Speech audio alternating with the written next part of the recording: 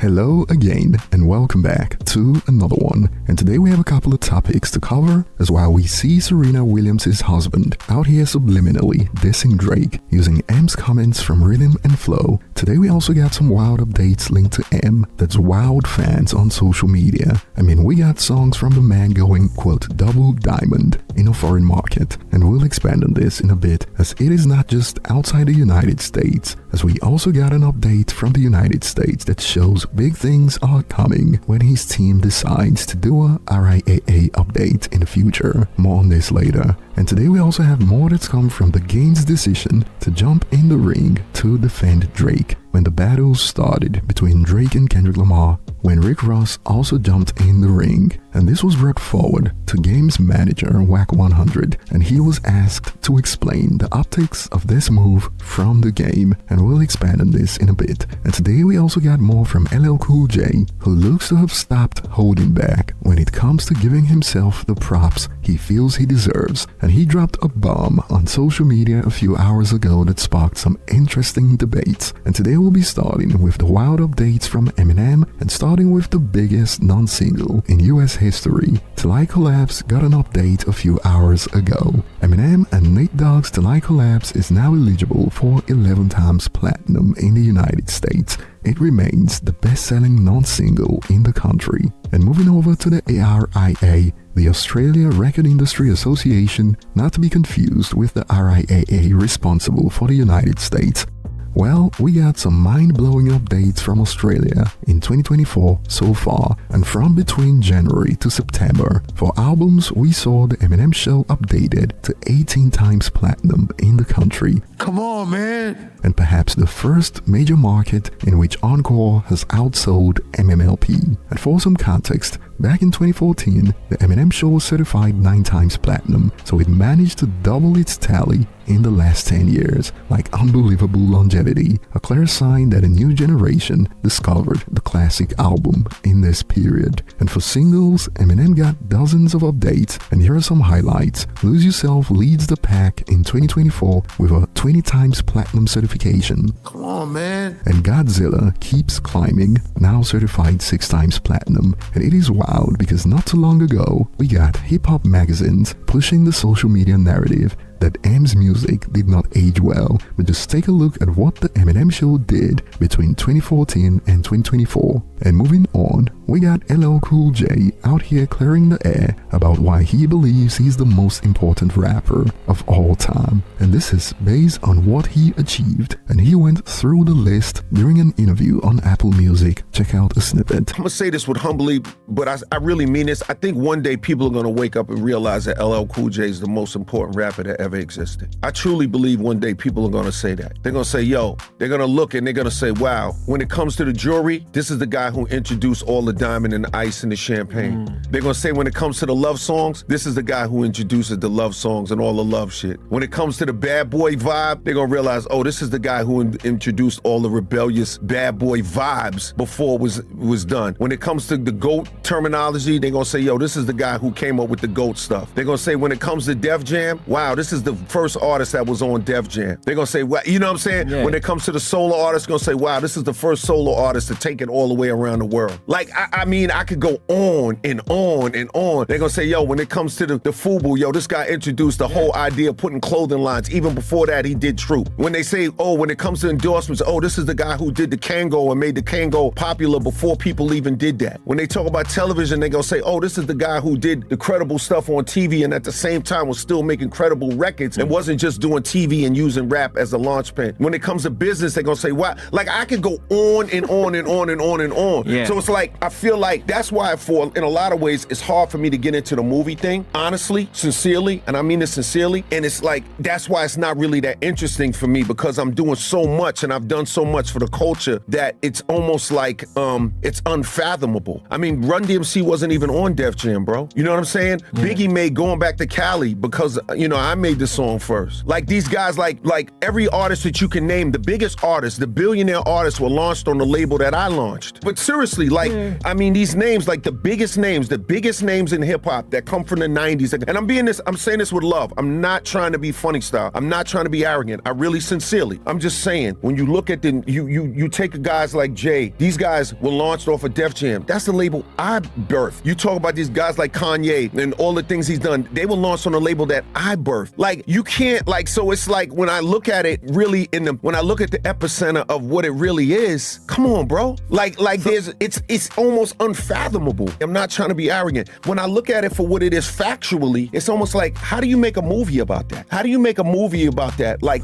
maybe a TV show based on what you just say. Can we just say that you're the GOAT? No, because that's still subjective. Because there's still a kid that the Tupac album is the most important album to them, and that changed their life. There's still a kid who thinks Snoop made the records and it changed their life. There's still a kid that loves Biggie or loves Nas for their music, and they should and have the right to do that. Do I call myself GOAT on the record? Yes, of course. I will say a lot of things on a record. There are too many important rappers that have done too many important things for me to try to claim that I'm the one. I can't do that. I would never do that. But as an MC, yeah, of course.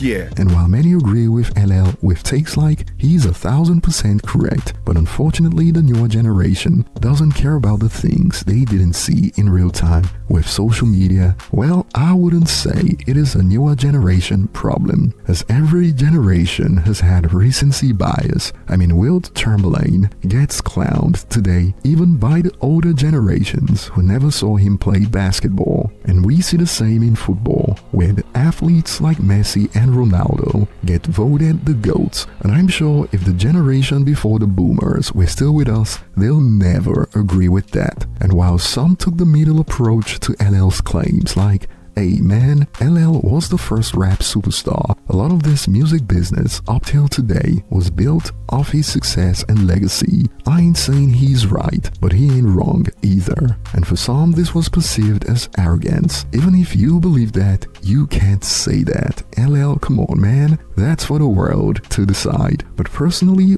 while I get where this user is coming from, we are in the days where if you don't call it out fast, history will be rewritten in your face, all in real time on social media. And a few days ago, LL Cool J had to point out that he was the first rapper to bring in the Jordan's tradition into the culture, and now this. But do you agree with LL Cool J's latest claim? And moving on, we all remember when the game jumped in to defend Drake when the beef started, because Rick Ross jumped in to attack Drake. And this was brought forward to Game's manager, Wack 100, about the optics, since Game was supposed to be also cool with Kendrick. Check out a snippet from the 100 show. This big West Coasting, this is all against K-Dot. What made Game jump on that side? What made Game do that? Hey, bro. Come on. What made Game put himself? Hey, let me explain something. Let's go. Some of you got to understand that some men are men. Some is men. This don't be about no, it's music. And if it fuck with it, fuck with it. Fuck you got to do with a West Coast. Drake from Canada. Okay, hold on. So Game don't fuck with K-Dot? Because I thought they was brother. I thought it was, that's what I'm thinking. What that got to do with Rick Ross? Because Ross just jumped on is jumping on, and so now it's a goddamn handicap match. But now it's a World Rumble, and you jumped in on Drake's side. You mentioned it. Drake, listen, Drake, Kendrick is already fade. Okay, boom. Okay. Ross on the side, boom. He woofing. Game got word, he woofing. He jumping the Apollo, pull up, jump out. What's up with you, fat? It don't make no sense, West Coast. It don't make no sense, West Coast. Tell why it makes sense. It don't make, to me it don't. Ready? You ready for this? Yeah, it don't make sense to me. Go ahead. You ready for this? Let me tell you a little story about a Canadian. Let's go. Who got on the phone with me and say, when is the studio time? And I tell him. He pull up with Game. He go in there. He do a song. It's called 100. I call in the Stunner. My label just got a bill for $150,000 for Drake. Wack, that's your project? Paul Rook. 2 minutes later, it's zeroed out. Drake called Game. Hey, let's shoot a video. All right, want to shoot it in Bompton? Yeah, let's do it. Matter of fact, Game, let me handle the video and pay for it. I'm going to bring my camera crew. Where we going? Game telling Brazil and Women's. Drake pulls up to Brazil and Women's. Whole camera crew, woo, woo, woo. I called Drake after the fact. Yo, what's the invoice? Wack, it's on us. I got cleared, I got a video and a verse. That's damn near $1 million. You think Game give a fuck about what you talking about? Hold on, nigga. You from Florida, nigga. What you got to do with this? My two people already fading, but what's happening with you? Since you on the side, bruv, what's happening? Okay, well, remember, if I'm TDE, if I'm K-Dot, nigga, we feel some kind of way about that, nigga. Why the fuck you jumping? Nigga, why you jumping in this? Who cares about us jumping this, nigga? It's the West Coast. Who cares? Hey, bro, listen, here go the thing. Come on, Let me tell you something about TDE. They already looking at Ross like a fuck nigga, because we know Drake, he gave you 5, 6 of your top albums. #1 hit. Ain't no way you should be going at this nigga the way you is. Them is West Coast niggas. We ain't never trusted no nigga that's all we know niggas. you ain't supposed to be going against. So we looking at you. You heard Kendrick give Rick Ross a shout out? No. Did you hear Kendrick give Rick Ross a shout out? Not at all. So Rick Ross did ride. That fat nigga wasn't even on ain't even stage. acknowledging him. So He was in the crowd with the rest of the So look, hold on. With knowing all that shit, what made Game okay, you know them fuck with Ross, what made Game want to jump in that shit? Game can just stay the fuck out of it. That's his man. Game on this. Why wouldn't Game stay out of it? Hey, no, Game fuck with Drake. Why not? He know TDE don't give a fuck about this snake. Okay, nigga. so why the fuck jump in it then, nigga? What Either you-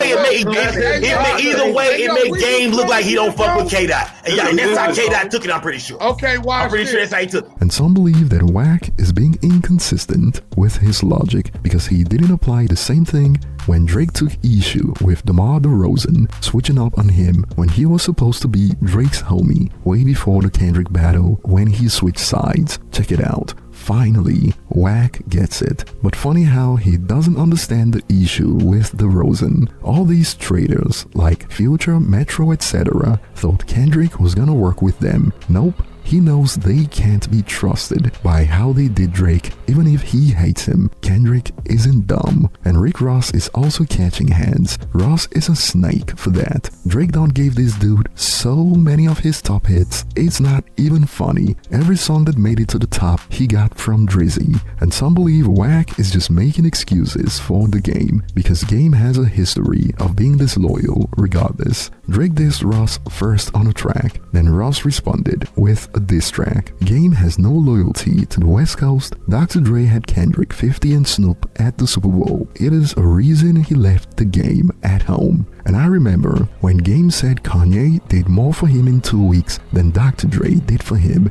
in his entire career. He my Dre right now.